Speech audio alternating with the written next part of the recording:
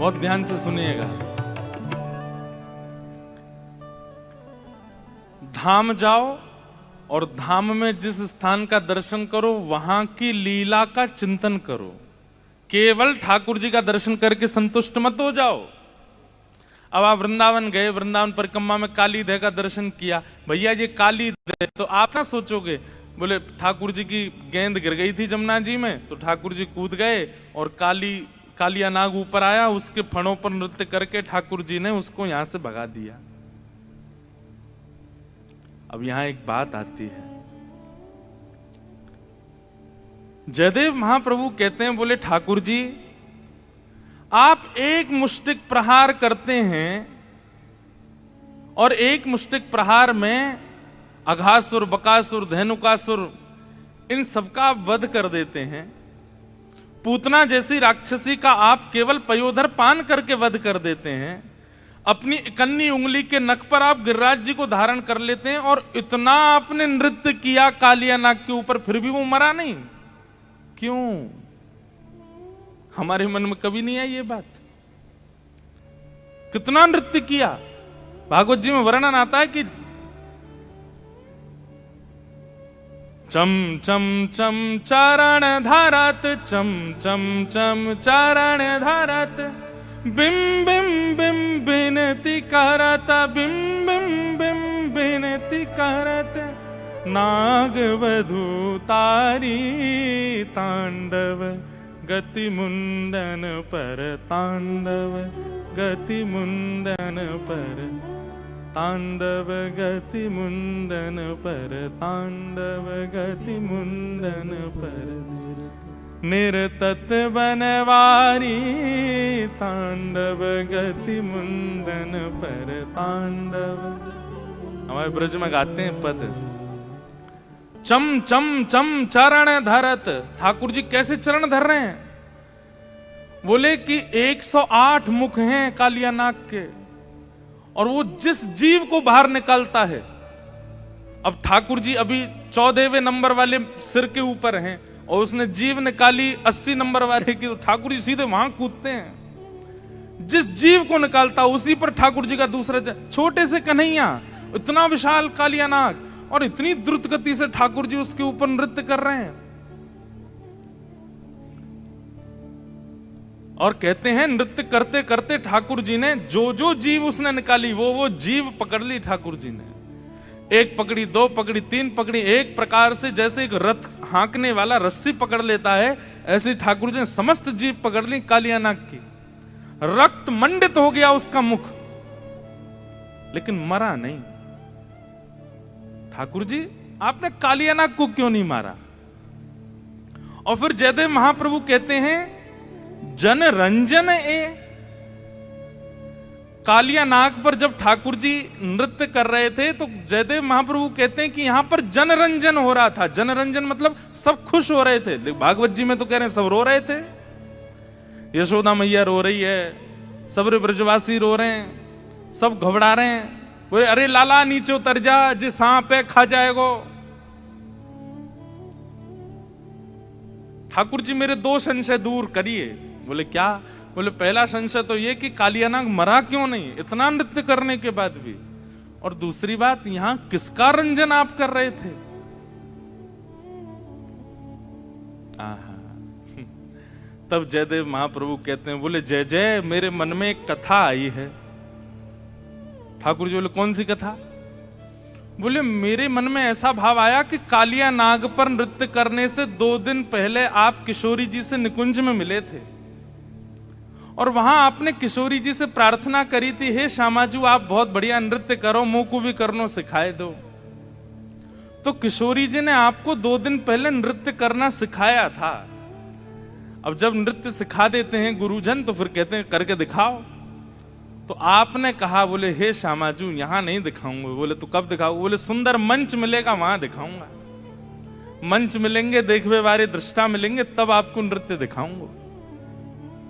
ठाकुर जी हमें ऐसा लगता है कि कालिया नाग वध नहीं किया आपने। ये कालिया उद्धार लीला जो थी ये श्री जी को आप नृत्य दिखा रहे थे। आप कंडुक क्रीड़ा करके गए कालिया नाग के, जैसे ही फन खुले तो आपने देखी आते बढ़िया मंच नहीं मिलेगा, ऐसा गुदगुदो मंच है बढ़िया वर्सेटाइल मंच है, सबसे बढ़िया मंच है। तो आप उसके ऊपर चढ़ गए और चढ़ करके आप जब नृत्य कर रहे थे तो सामने खड़े ब्रजवासी तो रो रहे थे, लेकिन पीछे खड़ी हुई श्यामा जी वो आपकी एक एक अदा को देख रही थी। आप हाथ कैसे कर रहे हैं, आप चरण कैसे कर रहे हैं, आप नेत्र कैसे घुमा रहे हैं, आपकी मुस्कान कैसी है। इसलिए जन रंजन है। बोले जन कौन है? ब्रजवासी जन। और उन ब्रजवासी जनों की अधिष्ठात्री किशोरी जी का आप रंजन कर रहे थे, इसलिए आपने कालिया नाग का वध नहीं किया। क्यों? क्योंकि उसके माध्यम से आपने श्री जी को प्रसन्न किया। जगन्नाथ महाप्रभु बोले इतनी गहराई में तुम ही सोच सकते हो जयदेव, और किसी की बस की बात नहीं है। और एक बात कहते हैं, बोले क्या? बोले सत्य कह रहे हो, यही बात है। हम किशोरी जी को नृत्य करके दिखा रहे हैं, इसलिए हमने कालिया नाग का वध नहीं किया।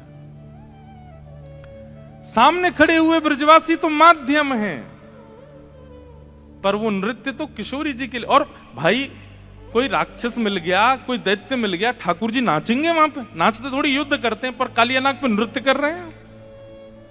इसका मतलब क्या है? किशोरी जी को दिखा रहे हैं, किशोरी जी के लिए। अब देखो ये क्या है, लीला हमें केवल इतनी पता है कि ठाकुर जी कालिया नाग के पास गए और उसके ऊपर कूद करके ठाकुर जी ने उसको भगा दिया।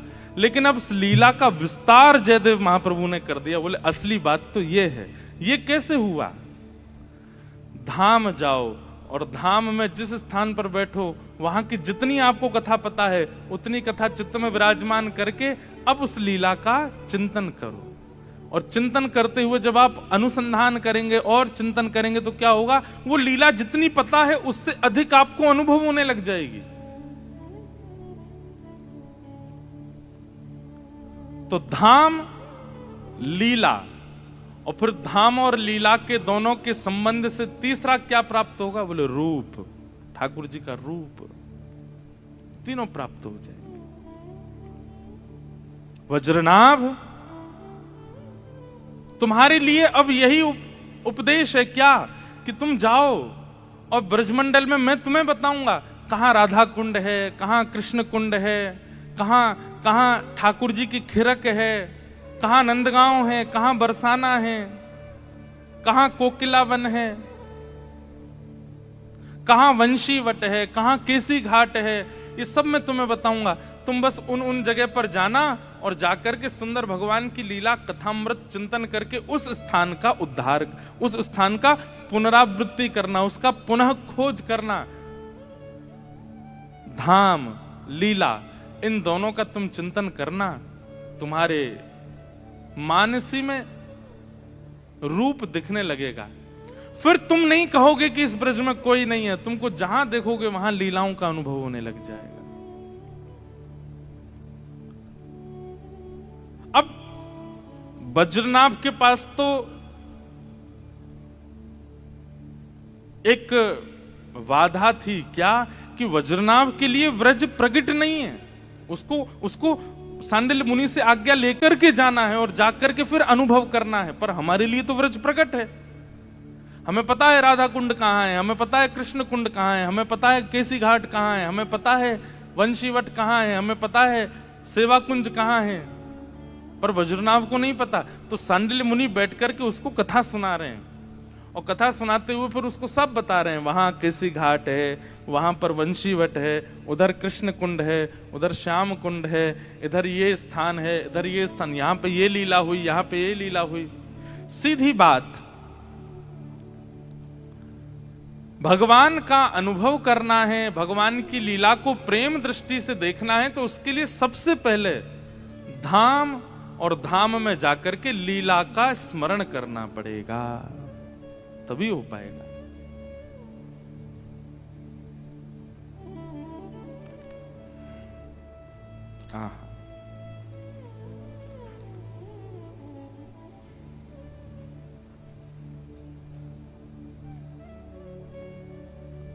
निकल पड़े वज्रनाभ और ब्रज का उत्थान करने लगे।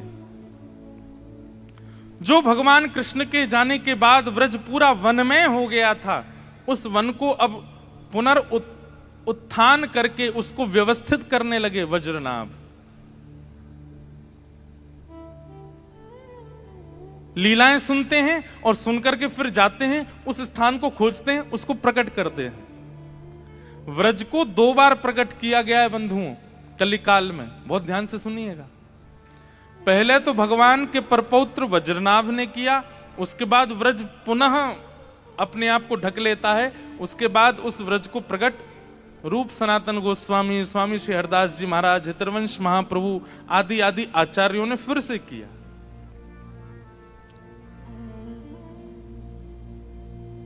आहा, एक दिन वज्रनाभ बैठे थे, सांडिल्य मुनि ने कहा, वज्रनाभ अब तुम्हें अनुभव होता है ठाकुर जी की लीला का? अब तुम्हें क्या दिखाई देता है वृंदावन में? तब वज्रनाभ यमुना तट पर बैठे बैठे कहते हैं, हे सांडिल्य मुनि, एक सुंदर वेणु की ध्वनि आ रही है मेरे कान में। ऐसा लग रहा है श्याम सुंदर पीछे ही खड़े हैं और पीछे खड़े होकर के वंशी बजा रहे हैं। सबसे मधुर लीलाओं में एक मधुर लीला है जिसका नाम है छाक लीला। छाक लीला का मतलब क्या है? ठाकुर जी जब वन भोज करने के लिए जाते हैं वन में, अपने अपने घरों से सब ब्रजवासी निकल के आते हैं, अपनी अपनी बछिया गैयाओं को लेकर के, और सब नंद भवन पर प्रतीक्षा करते हैं कि लाला आ रहा होगा। तब अपनी छोटी छोटी गैयाओं को लेकर के ठाकुर जी आते हैं बाहर। और कैसे आते हैं वो झांकी कैसे पता है? घुटने से ऊपर ऊपर तक ठाकुर जी धोती पहनते हैं, कमर में सुंदर काली कमरी बांधते हैं, उसमें वंशी खोंच लेते हैं, एक गैया हाकवे की छड़ी ऐसे कंधे पर लटका लेते हैं, और उस छड़ी के अंतिम भाग में एक पोटली टंगी होती है, उसमें छाक, छाक माने भोजन, भोजन यशोदा मैया ने रखे हैं, कछु रोटी रखी, मक्खन रखे हैं, मिश्री रखी है, वो छाक लटका करके सब ब्रजवासी देखेंगे किसकी छाक बड़ी है। मतलब छड़ी पर टंगे भय जो अंतिम भाग में जो वस्त्र हैं वो कौन को बड़ो है? कभी मधुमंगल को बड़ो है, कभी श्रीदाम जा को बड़ो होवे, सब कहें लाला आज तो या की छाक ज्यादा बड़ी लग रही है, यही की पामेंगे सब लोग। लेकिन ठाकुर जी की जो छाक है वो सबसे छोटी होती है। क्यों? क्योंकि ठाकुर जी अपने भवन में नहीं पाते, ठाकुर जी सबके भवन का पाते हैं, सबका पाते हैं। गौचारण करने के लिए जब जाते हैं तो गैया तो चढ़ती रहती हैं और वहां सब ब्रजवासी गोप ग्वाल घेर करके बैठ जाते हैं, मध्य में ठाकुर जी। सुकाचार्य जी वर्णन करते हैं, विभ्रद वेणुम जठर पटयो शांग वेत्रे च कच्छे वामे पाणे मृषण कवलम तत्फलम लांगुलीषु तिष्ठन मध्य। चारों तरफ गोप ग्वाल बैठ जाते हैं और बीच में ठाकुर जी बैठते हैं और सबसे पूछते हैं, भैया कहां कहां लेके आए हो, नेक नेक बताओ। एक लीला है कि यशोदा मैया ने आज लाला के काजे सुंदर दही भेजी, लेकिन जैसे ही कोई सामग्री ठाकुर जी के पास आती है, ठाकुर जी का भाव है कि पहले श्री जी को निवेदित करते हैं, किशोरी जी को निवेदित करेंगे, अच्छी सामग्री आवेगी फिर उसके बाद पाते हैं। तो आज जैसे ही वन में भोजन करने के लिए ठाकुर जी गए तो सबसे ज्यादा भूख लगती है ठाकुर जी के सखा मधुमंगल को। वन में पहुंचने की देरी नहीं होती कि चिल्लाना शुरू कर, लाला भूख लग रही है बहुत जोर से, जल्दी से छाक खोल ले, लाला अभी तो भूख लग रही है, कब पहुंचेंगे हम, कब बैठेंगे, जल्दी खोल ले, अरे मुकु श्रीदामा की छाक में ते अचार की खुशबू आ रही है, लाला जल्दी खोल ले। ठाकुर जी कहें तो नेक में ही भूख लगी आवे, भोजन को कोई नाम बोल दे तेरे मुंह में ऐसा पानी आवे, तो सुबह बाल भोग ना करके आयो, करके आयो लाला, इतने चल के आए ना, बात मेरा सबरो भोजन पच गो, मुंह फिर तो भूख लगी आई। तो कई बार ऐसा होता है कि जब बच्चे स्कूल लंच बॉक्स लेके नहीं जाते हैं ना, भूल जाते हैं, या माता जी उठी नहीं सो के, हमारी माता जी तो उठती थी, वो कई बच्चे ऐसे हमारे मित्र आते थे, वो लंच नहीं लेके आते थे। उनसे पूछते क्यों नहीं लेके आए, और मम्मी सो रही थी। मैं तो तुझे किसने तैयार किया? बोले कि पापा ने तैयार करके भेजा। अब पिताजी को रसोई बनानी आती नहीं। मैंने कहा अब तू भोजन कैसे करेगा? बोले कह रहे थे पिताजी की लंच टाइम तक आ जाएगा, तो होता था। फिर लंच टाइम पे वो कोई आते थे नीचे से, टीचर वो तुम्हारा लंच बॉक्स आ गया, ले आओ। ऐसा होता था आप लोगों के संग, पता नहीं हमारे संग तो होता था। कई बच्चे ऐसे आते थे, उनकी माता ही सोती रह गई तो बेचारे लंच पीरियड पे ही उनका लंच बॉक्स आता था। तो कई बार यशोदा मैया सोती नहीं रह जाती हैं, ठाकुर जी ही जल्दी भाग जाते हैं, छाक लेके जाते नहीं। तो फिर यशोदा मैया किसी सखी के हाथ छाक भिजवाती हैं, उसको कहते हैं छकियारिन। क्या बोलते हैं? जो ठाकुर जी की छाक लेके जाती है, छकियारी। तो इसमें दो बातें हैं कि ठाकुर जी छाक लेकर के क्यों नहीं जाते। उसमें पहली बात तो ये है कि ठाकुर जी को ये लगती है ग्वाल बाल बेचारे द्वार पे इतनी देर से ठाड़े हैं, मेरे दर्शन के काजे, मैं विलंब ना करूं, जल्दी चलो जाऊं। तो ठाकुर जी जल्दी बाहर आ जाते हैं। और दूसरा भाव यह है कि ठाकुर जी जब छाक लेकर के नहीं जाते तो किसी गोपी को अवसर मिलता है छाक लेके वन में जाने का, और उसको ठाकुर जी के दर्शन का सौभाग्य मिल जाता है। पीछे वाले नेक नेक आगे खिसक आओ, हाँ थोड़े थोड़े आगे आ जाओ, पर बिना इधर उधर देख के आगे आओ, हमको देखते हुए आओ। गांधी धाम वाले इससे भी बड़ा हॉल बनवा लो अगली बार के लिए, तब आवेंगे। आप लोग इतने भाव से आते हैं, इतने प्रेम से श्रवण करते हैं, तो ध्यान से सुनना। ये छवि का दर्शन वज्रनाभ को हो रहा है जो हम अनुभव करा रहे हैं। तो आज ठाकुर जी छाक लेकर के नहीं आए। मधुमंगल बोलो मुझे तो भूख लग रही है, अरे मेरे तो पेट में दर्द है लगो, अरे मुझे तो बहुत जोर से भूख लगी है। सब सखा के बोले लाला जी तो भूखो ही रहे 24 घंटा, या तो नेक में ही भूख लगी आवे। सुबह बाल भूख करके निकला है घर से, वो केवल इतनी दूर गयो है कि केवल घर से निकल के वृंदावन से बाहर यमुना जी के तट पर, इतने में तो भूख लगी आई उसको। और ये कैसा है, अभी छाक आरोग लेगो, छाक पालेगो, और छाक पावे के बाद जब वापस घर जाएगो फिर रोने लगेगो कि मुझे भूख लग रही है, मेरो सबरो पच गो, चल के आए हूं, इतनी भूख लगे। मधुमंगल बोलो लाला भूख लग रही है। ठाकुर जी बोले मैं तो छाक लायो नहीं हूं, कोई छकियारी आ रही होगी देखियो। तो मधुमंगल ऊंचे ऊंचे वृक्षों पर चढ़ करके ढूंढ रहा है, अरे कोई छकियारी आई का, कोई छकियारी आई का, कोई भोग लेके आ रही है का घर से। और बार बार कहे लाला अभी तो कोई दिख ना रो, अभी तो कोई आए ना रो। तो ये लीला एक दो दिन की नहीं है, रोज सी होती है। तो छकियारिन दूर से देख लेती है कि एक पेड़ पर मधुमंगल चढ़ा हुआ है और ये भोजन की प्रतीक्षा कर रहा है, तो जानबूझ के छकियारी कहीं और चली जाती है कि और व्याकुल हो जाए। लेकिन आज यशोदा मैया ने ऐसी सुंदर दही भेजी, क्योंकि यशोदा मैया को पता रोटी तो ये दूसरे इनके घर की खावे को, मैं कुछ सामग्री भिजवा दूं। वह दही को देख करके ठाकुर जी के मन में इतना सुख आयो। जैसी छकियारी आई, मधुमंगल नीचे आगो, आकर के लड़न लगो, हेरी तो इतनी देर लग गई, इतनी देर लगो करे, हम यहाँ भूखे बिलबिला रहे हैं, भूख लग रही है, लाला बेचारो भूखो बैठो है। ठाकुर जी बोले सांची बोले कर, कोई और भूख ना लगी, यही लग रही है सबसे ज्यादा। लेकिन दही का रूप रंग देखते ही ठाकुर जी बोले ये तो पहले श्री जी को पधरानी चाहिए। और तुरंत मधुमंगल के हाथ से ठाकुर जी ने दही ले ली। बोले सुनो बैठो यहीं पे। बोले लाला कावे हो? बोले तो पता है हमारे ब्रज में एक वृक्ष है। बोले तो वह वृक्ष के नीचे सामग्री धरवे थे, वृक्ष में थे अमृत बिंदु गिरे, वो अमृत बिंदु गिरते ही भोजन जो है का अमृत तुल्य है जाए, वाकु पावे के बाद में युवावस्था बनी रे। मधुमंगल बोला अच्छा लाला। फिर बोले नेक देर प्रतीक्षा कर, मैं यहां में अमृत बिंदु डलवा के लाऊं। अरे लाला हमारे तो प्राण ही निकल जाएंगे, तू कहां जाएगा? ठाकुर जी बोले तू बैठो रे मैं जा, बोले हम ले चल, बोले ना एक ही व्यक्ति जा सके, ज्यादा जामे तो अमृत ना निकले। अच्छा ठीक है लाला चलो जा।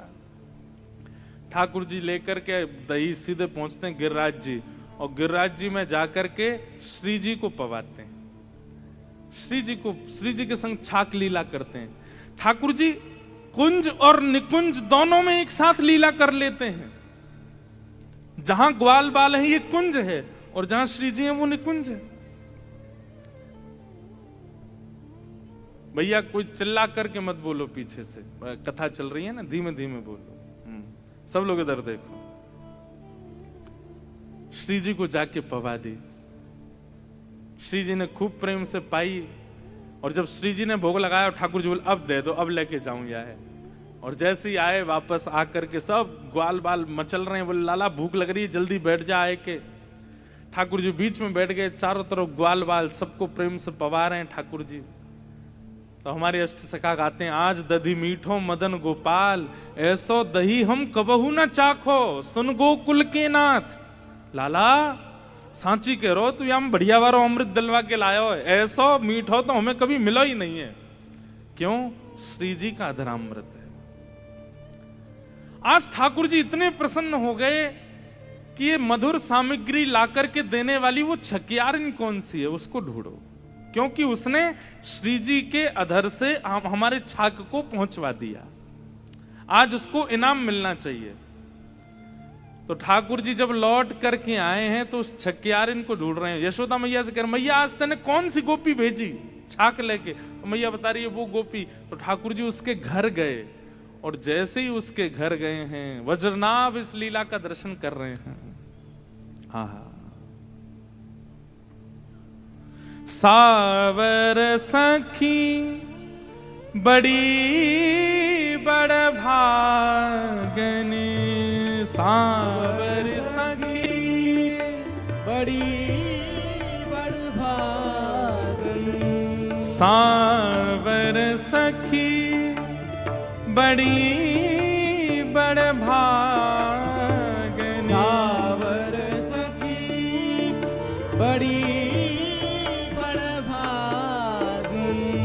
जिन हरि कंठ लगायो, जिन हरि कंठ लगायो, जिन हरि कंठ लगायो, जिन हरि कंठ लगायो, हे द्वारे मेरे वंशी कौन बजावे, द्वारे मेरे वंशी कौन बजाई, द्वारे मेरे वंशी कौन बजावे, द्वारे मेरे वंशी कौन बजाई। चल री सखी चल दर्शन करिए, चल री सखी चल दर्शन करिए, जो नंद बाबा की धेनु चरावे, जो नंद बाबा की धेनु चरावे, वंशी कौन बजावे, द्वारे मेरे वंशी कौन बजावे, हाँ द्वारे मेरे वंशी कौन बजावे, द्वारे मेरे वंशी कौन बजावे। ठाकुर जी आज वन में गए, छाक लीला करके वापस आए, और वापस आकर के एक सांवल सखी, एक सांवली सखी जो छाक लेकर के गई थी, उससे ठाकुर जी घर जाकर के हृदय लगा रहे हैं। और ये दर्शन किसको हो रहा है? वज्रनाभ को। किस प्रभाव से? धाम दर्शन, और धाम दर्शन करते हुए लीला श्रवण। धाम दर्शन और लीला श्रवण, ये दो साधन किए हैं और इनका परिणाम क्या हुआ कि रूप का अनुभव होने लगा, दिखने लगे ठाकुर जी। जिस वृंदावन में कोई नहीं दिख रहा था वज्रनाभ को, उस वृंदावन में लीला दिखने लगी, गली दिखने लगी, चौबारे दिखने लगे, अटारी दिखने लगी, सखियां दिखने लगी, लीलाएं दिखने लगी। सांडिल्य मुनि के चरणों में प्रणाम किया, बोले भगवान सब आपकी कृपा। तो ये भजन का रूप है। सबसे पहले तो धाम जाओ और धाम में जिस स्थान पर जाओ उस स्थान की लीला श्रवण करो। आप गोवर्धन गए हैं परिक्रमा लगाने, लेकिन गिरिराज जी की लीला नहीं सुनेंगे तो परिक्रमा का कोई फल नहीं मिलेगा। फल तो मिल जाएगा, लेकिन फल चाहते हो वो बात अलग है, पर प्रेमी लोग फल नहीं चाहते। प्रेमी लोग तो केवल प्रेम आस्वादन चाहते हैं। तो इसलिए गिरिराज की कोई लीला सुन करो वहां बैठ करके। राधा कुंड गए तो राधा कुंड की लीला सुनो, कृष्ण कुंड गए तो वहां की लीला सुनो, नंदगांव गए तो वहां की लीला सुनो।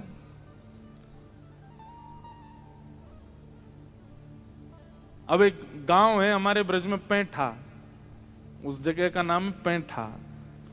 उसका नाम पैठा क्यों पड़ गया? बोले जब भगवान श्री कृष्ण वृंदावन से लीला पूरी करके मथुरा गए तो भगवान का ऐश्वर्य रूप मथुरा चला गया, लेकिन श्री कृष्ण चतुर्भुज रूप धारण करके वहीं बैठ गए। तो गोपियां दर्शन करते ढूंढती ढूंढती जा रही थी, कृष्ण कहां है, श्याम सुंदर कहां है। तभी उन्होंने एक जगह देखा 4 भुजा वाले ठाकुर जी बैठे हैं। तो 4 भुजा वाले ठाकुर जी वो स्वयं कृष्ण ही हैं, लेकिन 4 भुजा थी। तो 4 भुजा देख करके बोली, अरे कोई देवता बैठो है हमारे ब्रज में, या तो प्रार्थना करके यूं कह दो कि 2 भुजा वालों कन्हैया हमको दे दो। ऐसी उनकी निष्ठा 2 भुज ठाकुर जी में कि 4 भुजा वाले श्याम सुंदर से भी 2 भुजा वाले ठाकुर जी मांग रही हैं, हमारो मुरली वारो श्याम, हमारो मुरली वारो श्याम।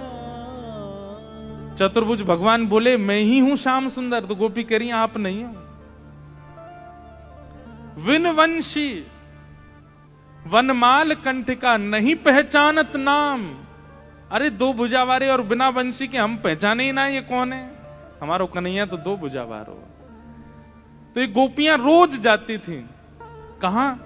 बोले चतुर्भुज बैठा, और बैठा बैठा थे वो पैठा। वहां चतुर्भुज भगवान बैठे, इसलिए नाम पड़ गया पैठा।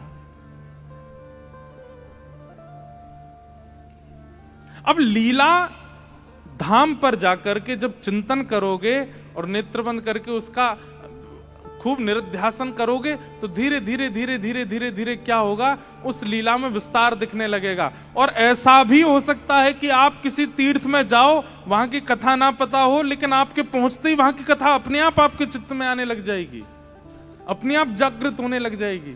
यहां ये लीला हुई होगी, यहां ऐसा कुछ हुआ होगा। दिखने लगा वज्रनाभ को।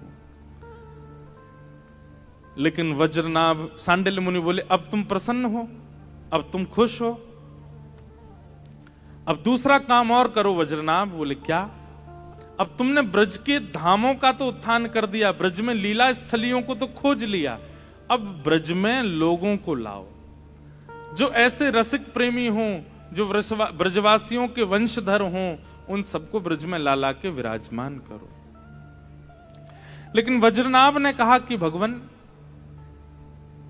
मैं लोगों को तो ले आऊंगा, लेकिन सबके चित्त में लीला प्रकट हो पाए ये संभव नहीं है। और सबसे बड़ी बात, मेरी 16,100 माताएं हैं, वे रोती रहती हैं कृष्ण विरह में, उनके लिए मैं क्या करूं? तब सांडिल्य मुनि बोले तो फिर तुम एक काम करो। बोले क्या? ठाकुर जी का एक विग्रह निर्माण करो और एक मंदिर में ठाकुर जी का विग्रह विराजमान करके उनकी आराधना, पूजा, सेवा प्रारंभ करो। जब रूप में ठाकुर जी सामने होंगे तो लीला सुनने में और सुख मिलेगा। तब कहां गए वज्रनाभ? कंस के कारागृह में, जहां भगवान श्री कृष्ण ने जन्म लिया। और कंस के कारागृह में जहां पर ठाकुर जी का प्रादुर्भाव हुआ, उस शिला से 3 रूपों का निर्माण किया, गोविंद देव, गोपीनाथ और मदन मोहन। सब लोग इधर देखो, ध्यान से सुनो। वज्रनाभ ने 3 रूपों का निर्माण करवाया। गोविंद देव, वैसे तो अनेक रूप बने, करवाते गए, कई सारे रूप ऐसे हैं जिनके ऊपर ऐसा प्रमाण है कि ये वज्रनाभ भगवान के परपौत्र ने ही निर्माण करवाए, पर प्रधान रूप से गोविंद देव, गोपीनाथ और मदन मोहन, इन 3 रूपों का निर्माण वज्रनाभ ने करवाया। किस लिए? कि व्रज में जब ब्रजवासी रहने लग जाएं, उनकी माताएं जो व्याकुल रहती हैं, वे सब इनका दर्शन करके सुख को प्राप्त होंगे। नहीं तो व्रज आके सब दुखी हो जाएंगे कि यहां से श्री कृष्ण चले गए, रोता विलकता छोड़ गए सबको। 3 रूपों का निर्माण कराया। फिर कालांतर में, भविष्य में ये तीनों रूप भूमिगत हो गए। तब चैतन्य महाप्रभु ने रूप सनातन गोस्वामी से कहा कि वृंदावन में वज्रनाभ भगवान के परपौत्र ने 3 रूप बनवाए थे, गोविंद देव, गोपीनाथ और मदन मोहन, और वो तीनों वृंदावन में भूमिगत हो गए। तुम जाकर के उनको प्रकट करो। तब पर वास्तव में इन तीनों रूपों का निर्माण वज्रनाभ ने करवाया, और उस शिला से करवाया जिस शिला पर देवकी मैया ने ठाकुर जी को जन्म दिया। भगवान की जन्म वेदी से निर्मित ठाकुर जी हैं ये।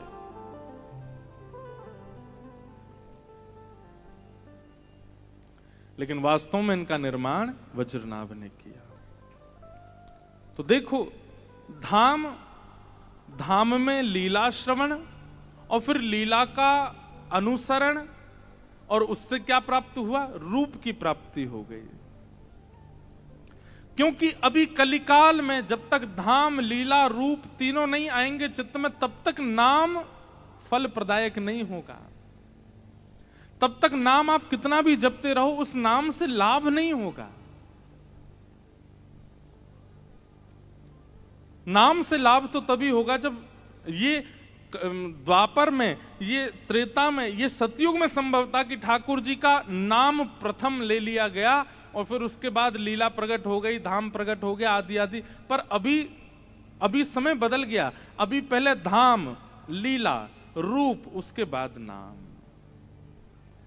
कई लोग नाम आश्रय पहले ले लेते हैं, अच्छी बात है, उसमें बुराई नहीं है। अगर आप नाम, रूप, लीला, धाम भी चलोगे तो भी कोई दिक्कत नहीं है। लेकिन फिर भी जैसे कहते हैं ना कि दवाई भोजन के बाद लेनी चाहिए, पेट में गर्मी नहीं बनती। आपको भोजन से पहले ले लें तो भाई रोग तो दूर करेगी, लेकिन गर्मी बनने का और साइड इफेक्ट होने का थोड़ा चांस बढ़ जाता है। तो हम तो यही रिकमेंड करते हैं कि सबसे पहले धाम और लीला, इन दोनों पर जितना हो सके चिंतन करो। ठाकुर जी के धामों का दर्शन और उन धामों में भी लीलाओं का श्रवण। यहां कौन सी लीला हुई, यहां कौन सी लीला हुई, यहां कैसी लीला हुई, यहां कैसी लीला हुई, आदि आदि। और फिर उसके बाद उसका चिंतन, और चिंतन के बाद जब रूप प्रकट होने लग जाए चित्त में, वो लीला प्रकट होने लग जाए, तब नाम जप में बैठो।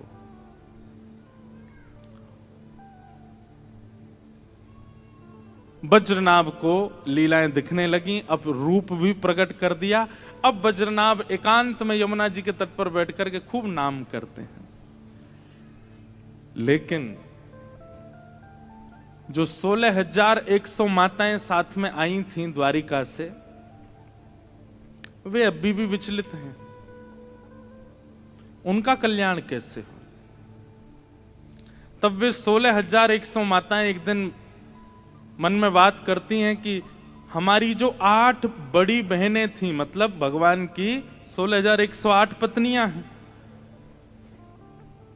जिनमें से 8 भगवान के साथ जा चुकी हैं, 16,100 बच्ची हैं। तो ये आपस में चर्चा करती हैं कि हमारी जो 8 बड़ी बहनें थीं भगवान की अष्ट पटरानियां, उनमें से एक पटरानी जल के रूप में, यमुना जी के रूप में बह रही हैं वृंदावन में। चलो उनके पास चलते हैं।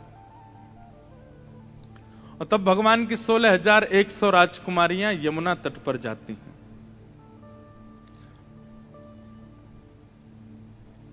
और यमुना तट पर जाकर के श्री यमुना जी से प्रार्थना करती हैं, हे श्री यमुना जी, आप हमारी बड़ी हैं, भगवान के अष्टपटरानियों में से एक हैं। हमें बहुत विरह होता है, हम बहुत रोती हैं, बहुत विलकती हैं, बहुत परेशान होती हैं चित्त में। कृपा करके आप हमें कोई ऐसा मार्ग बताओ जिससे हमारा विरह शांत हो जाए। बहुत ध्यान से सुनिएगा। तब यमुना महारानी के तट पर गई हैं और श्री कालिंदी कह रही हैं, आत्मा रामस्य कृष्णस्य ध्रुवमात्मास्ति राधिका तस्य दास प्रभावेण विरहोस्मान् न संस्पृशेत्।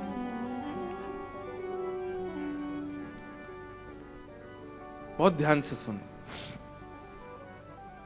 16,100 राजकुमारियां भगवान की यमुना तट पर बैठी हैं और कह रही हैं कि हे श्री यमुना जी, प्रति क्षण हमें कृष्ण की इतनी याद आती है, इतना विलाप होता है, ठाकुर जी का इतना हमको स्मरण होता है, हमारे चित्त का विरह शांत नहीं हो रहा है।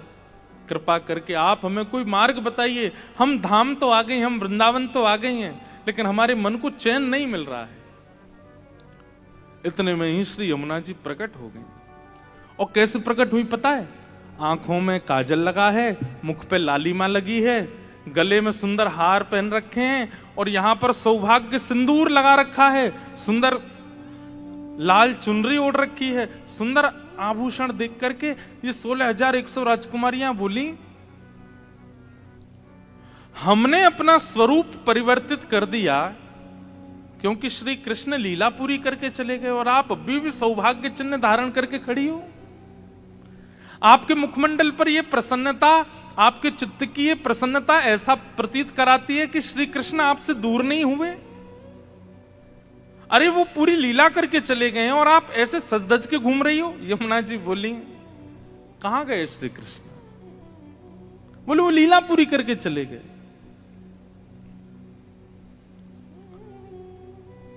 हम इतनी विरह कातर हो रही हैं, आप इतनी प्रसन्न कैसे हो? यमुना जी बोली, मैं जो कहूं उसको भली भांति समझना। बोले क्या? बोले व्यक्ति अपनी वस्तु से दूर होता है लेकिन अपने अंग प्रत्यंग से दूर कभी नहीं होता। आप स्कूल गए, टीचर ने कहा होमवर्क किया तो आपने बोल दिया कॉपी घर भूल आए। लेकिन कभी आप ऐसा कहते हो, टीचर बोले हाँ भाई आज एग्जाम है, आज तुम बुद्धि भूल आए घर पे, कैसे करें? बुद्धि नहीं भूल सकते आप। या फिर आप ऐसा कहो कि मैं लिखूंगा कैसे, मैं तो हाथ घर छोड़ के आया हूं, हाथ तो संग ही है। यमुना जी कहती हैं व्यक्ति उससे दूर होता है जो उसका कभी था ही नहीं। बहुत ध्यान से सुनिएगा, व्यक्ति उससे दूर होता है जो उसका कभी था ही नहीं, पर आत्मा तो उसकी ही होती है और वो उसके साथ ही रहता है हमेशा। तुम सब और सब द्वारिका के लोग और ये सब पृथ्वी के लोग ये श्री कृष्ण के कभी थे ही नहीं, इसलिए तुम लोगों को वियोग लग रहा है, तुम लोगों को वियोग का अनुभव हो रहा है। पर ये व्रज, ये वृंदावन और इस वृंदावन की अधिष्ठात्री श्री किशोरी जी राधा रानी, ये तो कृष्ण की आत्मा है। कि आत्मा रामस्य कृष्णस्य ध्रुवमास्माति राधिका तस्य दास प्रभावेण विरहोस्मान् संस्पृशेत्। यमुना जी कहती हैं श्री राधा रानी तो कृष्ण की आधा हैं। आधा मतलब आधार। श्री कृष्ण का अंग श्री किशोरी जी हैं, श्री कृष्ण की आत्मा श्री किशोरी जी हैं, श्री कृष्ण की श्वास श्री किशोरी जी हैं। वास्तव में द्वारिका लीला, मथुरा लीला और 16,108 विवाह, यहां कृष्ण ने हम उनके थे नहीं, हमको स्वीकार किया। पर किशोरी जी और ब्रजवासी तो सदा से उन्हीं के हैं, तो उनसे कभी एक नहीं अलग नहीं होता। आज हमने कथा के प्रारंभ में ही गाया, कृष्ण चित्त स्थिता राधा, राधा चित्त स्थितो हरि, जीवने निधने नित्यम राधा कृष्ण गतिर्मम। श्री किशोरी जी अलग थोड़ी हैं ठाकुर जी से, और मैं उनकी दासी हूं, मैं किशोरी जी की दासी हूं।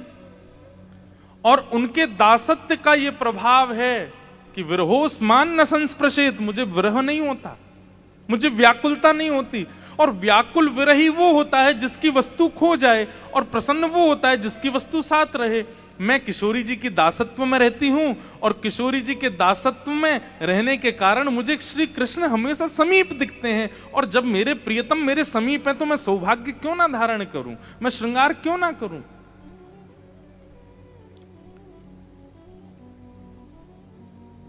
इसलिए मुझे विरह नहीं होता।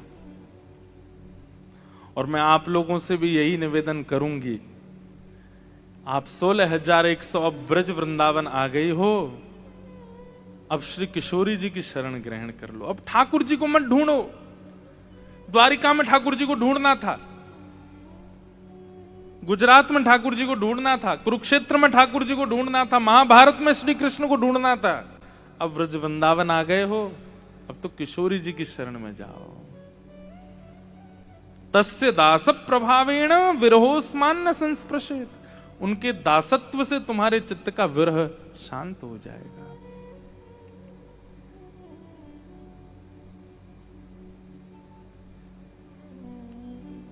किशोरी मोहे अपनो ही कर लीजे, किशोरी मोहे अपनो ही कर ली। गाइए, किशोरी मोहे अपनो ही कर लीजे, किशोरी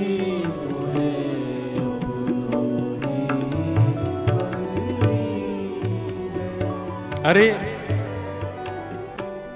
कृष्णदास भक्त की कथा हमने कई बार सुनाई है अपनी कथाओं में। नंदगांव में कृष्णदास नाम के एक भक्त रहते थे। सुंदर कुटिया बनाई, बगीचा बनाया। सब लोग इधर देखो, ध्यान से सुनो, जिन्होंने नहीं सुनी हो।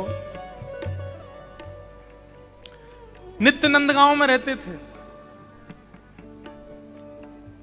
और उन्होंने कथा में सुना कि महाभारत के प्रसंग में ऐसा आता है कि 12 वर्ष तक यदि व्यक्ति 365 दिन हर वर्ष लगभग 12 वर्षों तक बेनागा यदि किसी एक नियम का पालन करे तो उस नियम से उसको सिद्धि प्राप्त हो जाएगी। वो जो चाहेगा उसको मिल जाएगा 12 वर्षों बाद। बस याद रहे कि 12 वर्षों में एक दिन भी वो नियम का नागा नहीं होना चाहिए। कृष्णदास जी ने नियम धारण कर लिया, बोले रोज माला बना के पहनाऊंगा ठाकुर जी को, और मेरी एक ही अभिलाषा है कि 12 वर्ष तक मैं माला पहनाऊं इनको, और 13वें वर्ष का जब पहला दिन आवे तो ये पहनने आवे माला मेरे पास, मैं नहीं जाऊंगा इनके पास। मुझे यही फल चाहिए। कृष्णदास जी रोज अपनी कुटिया से पैदल जाते, नंदगांव ऊपर पहाड़ी पर चढ़ते, और नंद भवन में, अच्छा नंदगांव कितने लोग गए हैं? ब्रज वाले, यहां वाले नहीं। ब्रज वाले नंदगांव कितने? मुझे पता है यहीं वालों ने हाथ उठाया था। यहां पे भी नंदगांव है ना। ब्रज वाले नंदगांव कितने गए? ऊपर करो सीधे हाथ। वाह, खूब लोग गए हैं। अच्छा देखो वहां के दर्शन बताएं। कृष्ण बलराम बिल्कुल डिट्टो, एक जैसे, एक जैसी आंखें, एक जैसी नाक, एक जैसे ओष्ठ, एक जैसे गाल, एक जैसा सिर, एक जैसा मुकुट, बिल्कुल सब एक जैसा है। अच्छा जो लोग नहीं गए हैं, कैमरा वाले भैया के पास अगर इंटरनेट में हो नंदगांव के दर्शन तो एक बार स्क्रीन पर दिखाना। कृष्ण बलराम दोनों श्याम वर्ण के हैं वहां पे, जबकि बलराम जी हमारे गौर वर्ण हैं। लेकिन नंदगांव में कृष्ण बलराम दोनों श्याम वर्ण के हैं। आप पता नहीं कर पाओगे कि इनमें कृष्ण कौन है और बलराम कौन है। केवल एक भाव से पता चलता है कि ये कृष्ण है। बोले कैसे? बोले यशोदा मैया के बगल में जो खड़े हैं ये कन्हैया हैं, दाऊ दादा के पास जो खड़े हैं ये बलराम जी। उससे पता चलता है कि कृष्ण कौन से। एक सी वंशी, एक सी पोशाक, एक सा मुख, एक से हाथ में छड़ी लकुटी, एक सा मुकुट, सब कुछ एक जैसा है नंदगांव में। तो कृष्णदास बाबा रोज जाते थे नंदगांव, और नंदगांव में ठाकुर जी को माला पहनाते थे। देखो ये रहे, एक जैसे हैं बिल्कुल। अब इनमें कन्हैया कौन से हैं? जो यशोदा मैया के बगल में खड़े हैं वो कन्हैया हैं, और जो दाऊ दादा के बगल में खड़े हैं ये बलराम जी हैं। आहा, बोलो नंद के लाला की। दोनों लाला। ऐसे ब्रज में बड़े बड़े। अच्छा, यहां पे आपको एक और बात बताऊं, बलराम जी कारे क्यों हैं? बलराम जी तो गोरे हैं, तो कारे क्यों हो गए? ठाकुर जी को बहुत खिजा रहे थे। खिजाना समझते? चिढ़ा रहे थे। ठाकुर जी को बहुत चिढ़ा रहे थे। क्यों चिढ़ा रहे थे? बोले मोसो कहे मोल को लीनो, तू जसुमती कब जायो। ठाकुर जी ने जाके यशोदा मैया शिकायत कर दी, मैया जे बलदाऊ बहुत खिजायो मोए। बोले कहा कहवे? बोले मोते यो कहवे तो हम मोल पे लेके आए हैं, तू नंद रानी यशोदा के यहाँ थोड़ी जन्मो है। यशोदा मैया बोली लाला ऐसे ही बोले। बोले ना है मैया, मोकू बलराम की बात पे भरोसा है को है। मैया बोली क्यों? बोले यशोदा गोरी, नंद बाबा गोरे, मैं कारो कैसे जायो? तुम दोनों गोरे हो और ये बलराम भी गोरो है, मैं कारो कैसे है को? मैया तू सांची में मुंह को मोल पे लेके आई। और मैया एक बात और सुन। बोले कहा बलराम यो ना कहवे कि 10-20-50 सोने की मोहरते मुंह को खरीद के लाइयों के आधी रोटी पे लेके आए हम तो है। यशोदा मैया बोली लाला ऐसे रोयो मत करे ना मैया, तो पे दो ही रास्ता है। बोले कौन से? बोले या तो मोए गोरो कर या बलराम में कारो कर। यशोदा मैया बोली भैया कारी को गोरो बनाना बड़ो कठिन काम है। आज तो नहीं है, उस समय ब्यूटी पार्लर तो थे नहीं, लेकिन गोरे को कारो बनाया जा सके। तो यशोदा मैया ने पकड़े बलदाऊ जी और लेके काजर सीधे मुंह पे, नाक पे, आंख पे, पूरे मुंह पे कर दिए। लाला देख बलराम। बोला हाँ अब बढ़िया लगा। ए मेरो बलदाऊ भैया कैसा सुंदर लग रहा हो। यहाँ हमारे नंदगांव में दोनों कारे कारे खड़े हैं। देखो पहचान ही नहीं सकते कि आप बलराम जी कौन से हैं, बिल्कुल एक जैसे। अब देखो ये लीला सुनी। अब लीला सुनने के बाद जब आप धाम जाओगे ना, और धाम पर जाकर के इस लीला का चिंतन करोगे, तो आपको मूर्तिमंत नहीं दिखेंगे, आपको जड़त्व का अनुभव नहीं, आपको चैतन्य दिखने लग जाएंगे। ठाकुर जी की तो सचल हैं, ये लीला कर रहे हैं। तो कृष्णदास बाबा रोज जाते नंदगांव, और नंदगांव में जाके ठाकुर जी को माला पहनाते और कहते लाला मेरी बस एक ही अभिलाषा, मैं 12 वर्ष तक यही नियम को पालन करूंगा। ना नाम जप करूंगा, ना साधन करूंगा, ना संध्या करूंगा, ना वंदन करूं। केवल एक नियम, क्या? बगीचा में पुष्प उगाऊंगा, पुष्प तोड़ के माला बनाऊंगा, तो को पहनाऊंगा। और 12 वर्ष बाद बस मुझको एक ही फल तोते चाहिए कि 13वें वर्ष के पहले दिन मैं नहीं आऊंगा, तू मेरी कुटिया पे आवेगो माला पहन दे। सुनने में बहुत आसान लगता है, 12 साल एक नियम का पालन, और उसमें भी नामापराध में कहते हैं कि आज जो नियम किया कल उस नियम में आज से ज्यादा उत्सुकता यदि नहीं हुई तो वो नियम खंडित माना जाएगा। इसलिए भैया हम तो ब्रजवासी हैं, ज्यादा नियम फियम पाले ही ना है जीवन में, क्योंकि नियम से रहने लग जाओगे तो नियम में तो बड़े नियम का ये रूप है कि आज आप मान लीजिए कि आपने आज 11 माला की नाम जप की, और कल अगर आपने 12 माला नहीं की तो आज की 11 माला खंडित हो जाएंगी। नियम में तो वृद्धि होनी चाहिए।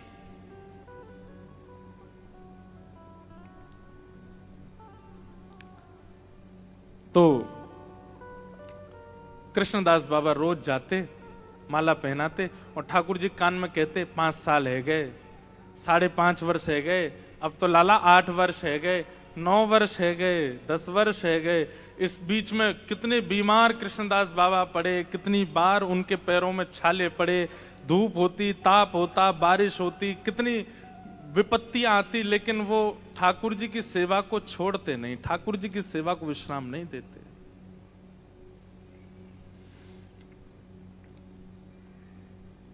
12वां वर्ष आ गया, अब तो लाला 6 ही महीना रह गए, अब तो 2 ही महीना रह गए, अब तो 1 ही महीना रह गया, अब तो 10 ही दिन रह गए, अब तो 5 ही दिन रह गए, अब तो 3 ही दिन रह गए। और जिस दिन अंतिम दिन था 12वें वर्ष का, उस दिन रोते हुए कृष्णदास बाबा जा रहे हैं, जिस गली से जाते उस गली को प्रणाम करने, बोले आज मैं अंतिम बार आ रहा हूं, अब नहीं आऊंगा। नंद भवन की दहली को प्रणाम कर रहे हैं, नंद भवन के प्रत्येक खंभ को प्रणाम कर रहे हैं, और भीतर जाके नंद बाबा, यशोदा मैया, बलराम जी सबको प्रणाम कियो, और लाला के गले में माला पधरा करके बोले सेवा पूर्ण भई अब मेरी सेवा पूरी है गई लाला, अब मैं जा रहा हूं, 56 भोग बनाऊंगो, रबड़ी बनाऊंगो, अधोटे दूध की बासुंदी बनाऊंगो, पूरी बनाऊंगो, आलू की सब्जी बनाऊंगो, जलेबी बनाऊंगो और सुंदर माला बनाऊंगो, क्योंकि कल लाला मेरे घर आवेगो। 56 भोग बनाऊंगो लाला और माला तैयार रखूंगो, बस आए जाइयो।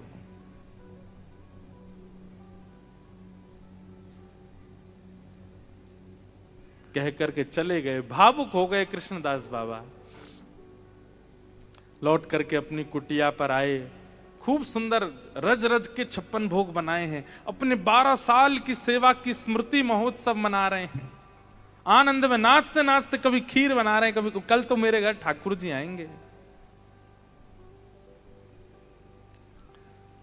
दूसरे दिन प्रारंभ हुआ, सुबह से ही मंगला से ही बाबा ने 56 भोग बना करके सुंदर पत्तल लगा करके ऊपर पुष्पादि बिछा करके तैयारी कर रखी, और उसी रास्ते में, उसी गैल में बैठे हैं, जिस गैल माने रास्ता, जहां से ठाकुर जी को आना है।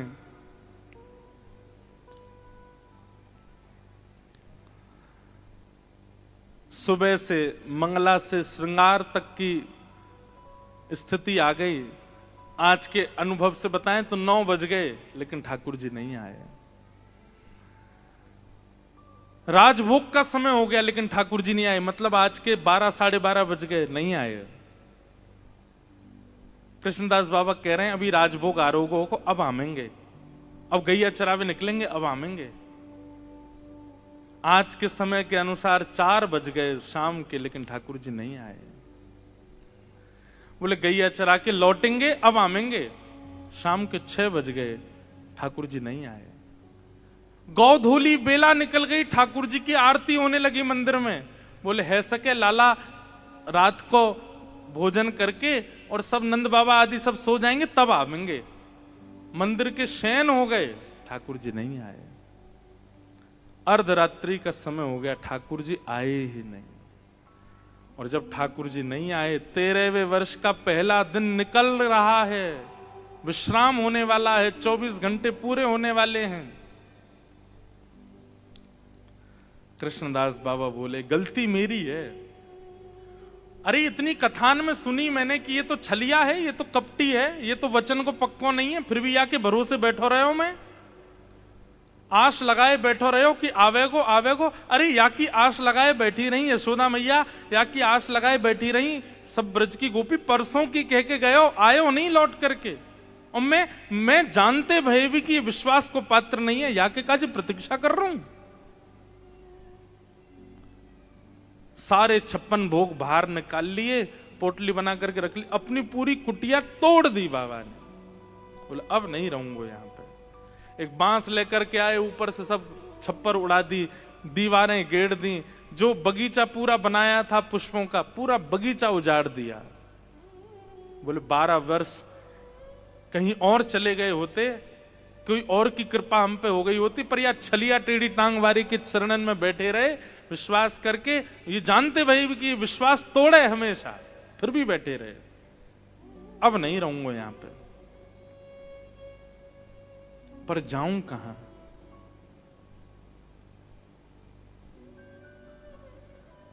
जाऊं कहां तज चरण तुम्हारे। 12 वर्षों में नेह इतना हो चुका है ठाकुर जी से, अब जाऊं कहां? मेरा कोई तो है नहीं संसार में। तो नंदगांव से 6 किलोमीटर दूर है बरसाना बस। नंद भवन पे ऊपर खड़े होकर के आप सामने देखोगे, आपको बरसाना दिख जाएगा। दोनों पर्वत आमने सामने, 6 किलोमीटर की दूरी है बस। बाबा ने कही, बोले कि 12 साल नंदगाम में रह लिए, 12 दिन बरसाने में रह के और देख लें, का पता तो किशोरी जी कृपा कर दें। और जैसे ही बरसाने की ओर जान लगे, इतने में ही आगे से असंख्य गायों का झुंड।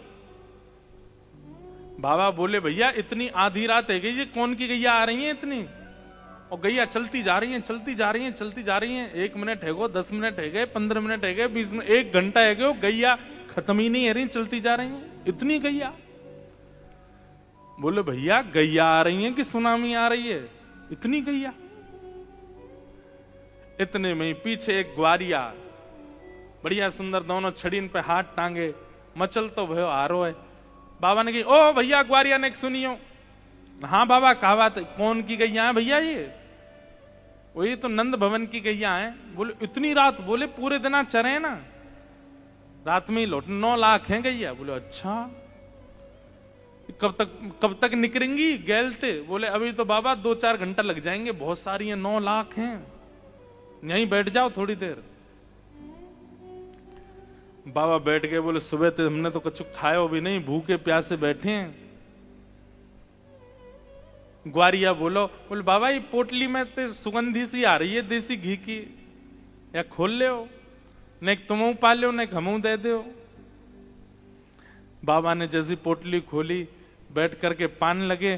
बोले, ले तू भी ले ले कछु। तो ग्वारिया बोलो, मेरे हाथ में तो गोबर लगो बाबा, मैं तो ले ना सकूं। एक काम करो ना, तुम अपने हाथ से ही पवाए दो। कृष्णदास बाबा बोलो, हम बे नंदगाम को ही होगा तू भी, या न 12 साल सेवा कराई और तुम वही कराओगे, और तो कछु आवे ना, आ इतकू आ। ग्वारिया पास गयो। अब बाबा स्वयं पामे और फिर थोड़ा सा अपने हाथ से वाकू पवा में। पाते पाते ग्वारिया के नेत्र सजल है गए। कृष्णदास बाबा बोले, भैया तेरे नेत्रन में आंसू काई को आ रहे हैं? कौन को याद करके रो रो, का है गो? ग्वारिया बोलो, बाबा 12 साल में एक भी दिन बिना माला के मैं नहीं रहे हो, लेकिन आज सवेरे ते शाम है गई, मुझको कोई ने माला नहीं पहना है, मैं प्रतीक्षा कर रहा हूं। माला को नाम सुनते ही बाबा बोले, कन्हैया। और ये कहते ही तुरंत ठाकुर जी को त्रिभंग ललित स्वरूप प्रकट है गए, और प्रकट होकर के बोले, बाबा लाओ प्रसाद तो मैंने पा लियो, अब माला धराए दो। एक बात समझ में आई, ठाकुर जी सीधे सीधे तो कभी काम करते ही नहीं हैं। मतलब 12 वर्ष के नियम की सिद्धि तो हो गई थी, लेकिन घर आकर के आके बैठ जाएं, मिल लें, खा लें, पी लें, ऐसे तो ठाकुर जी हो नहीं सकता। एक बहन जी ने भजन बनाया, राम आएंगे तो अंगना सजाऊंगी, राम आएंगे तो दीपक जलाऊंगी, राम आएंगे तो यूं करूंगी। तो मैंने, बढ़िया, राम आएंगे तो ये हो सकता, कृष्ण आएंगे तो नहीं हो पाएगा ये। मैं तुम अंगना सजाए बैठे रहो। पता चली कि ठाकुर जी, आज मान लो ठाकुर जी ने कहा कि मैं मिलूंगा, आपने पूरा घर सजा दिया, सुगंधित कर दिया, बढ़िया बत्ती जला दी, सब कुछ कर दिया, सब बहुत बढ़िया, आज ठाकुर जी मिलने आएंगे। पूरे दिन से रात हो जाएगी, नहीं आएंगे। मिलेंगे, लेकिन कैसे मिलेंगे ये वो जानते हैं, वो आपके ऊपर निर्भर नहीं है। और फिर पता चली, कहा भयो जल्दी जल्दी में कुछ सामान इधर उधर कर रहे थे, पांव रिपट गया, पैर टूट गया, गिर गए, हॉस्पिटलाइज करने के लिए हॉस्पिटल ले गए, वहां पे जाके प्लास्टर लगाया। प्लास्टर लगा करके जैसे हॉस्पिटल से बाहर निकले, मार्ग से लौट के आ रहे थे, घबराहट सी हुई, आपने कहीं यहीं रोक दो गाड़ी, बाहर बैठ गए, वहीं आकर के कहो तो श्याम सुंदर ऐसे मिल जाए, हाथ पांव तोड़ के मिलेंगे, गेर के मिलेंगे, उल्टे सीधे करके मिलेंगे, लेकिन सीधे सीधे नहीं मिलेंगे। इसलिए श्री कृष्ण मिलन की योजना अपने चित्त में मत बनाना, क्योंकि आपकी योजना फेल होने वाली हो तो वो बनाते हैं योजना, वो चाहेंगे। आप तो बस यूं कहते जैसे चाहो मिल लो, हाथ मामन को सलामत रखियो बस। कृष्णदास बोले छलिया, मां कुटिया में आने में जोर पड़ रहे हो तुम्हें? मेरी कुटिया टूट गई, मैंने पूरा वो उजाड़ दियो, वहां तो मिलवे नहीं आओ, यहां ये ग्वारिया को रूप धारण करके आयो। बोल बाबा आ तो गयो, देख तेरे 13वें वर्ष के पहले दिन आके 24 घंटा पूरे ना भय और मैं आ गयो। बाबा बोले तुम आए क्यों? ठाकुर जी बोले ऐसे ही बस मेरा मन 12 साल की सेवा पूरी है कि मैं आ गया। बोले नहीं ये बात नहीं है। बोले आप इसलिए आए हो क्योंकि मैं किशोरी जी की तरफ निहार रहे हूं, मैं बरसाने की ओर निहार रहा हूं। आज तक नंद भवन की ओर निहारो मैंने, आज तक नंद भवन की ओर दृष्टि रखी तो कभी अनुभव भी नहीं कराया अपना, और बरसाने की तरफ मुख का कियो कि प्रत्यक्ष प्रकट है क्या मेरे सामने? अब तो मैं बरसाने में ही रहूंगा। और ऐसा कह के सामने ठाकुर जी खड़े हैं, स्पर्श तक नहीं किया कृष्णदास बाबा ने, दौड़े सीधे बरसाने की ओर। बाबा पीछे पीछे ठाकुर जी दौड़, अरे बाबा नेक रुक जा, अरे नेक रुक जा मेरी। बोले ना अब तो श्री जी के चरणन में जाके बात होएगी, जिनकी तरफ मुख करवे से तुम मिल जाओ उनके चरणन में रहेंगे तो कहा होएगा। और तुरंत कृष्णदास बाबा गए बरसाने में जाके, कौन ने की, अरे बाबा तेरा नाम कहा है? बोले पहले कृष्णदास हतो वो तो मर गयो, अब मेरा नाम राधा दास है, अब तो मेरा नाम किशोरी दास है। और बाबा ने अपना नाम राधा दास रख लियो, वहीं किशोरी जी के शरण में चले गए। सोचो जिन ठाकुर जी के चरणों में 12 साल साधन किया तब भी नहीं मिले, किशोरी जी की तरफ मुख कर लिया तो प्रकट हो गए सामने। ऐसी हमारी किशोरी जी है। और ये बात कोई ऐसी मनचली बात नहीं है, यहां पर कह रहे हैं स एव सास सैवासी वंशी तत्प्रेम रूपिका श्री कृष्ण नख चंद्राली संगांद्रावली स्मृता। भैया किशोरी जी की शरण ग्रहण कर लो, उनकी शरणागति से ही श्री कृष्ण प्राप्त होते हैं।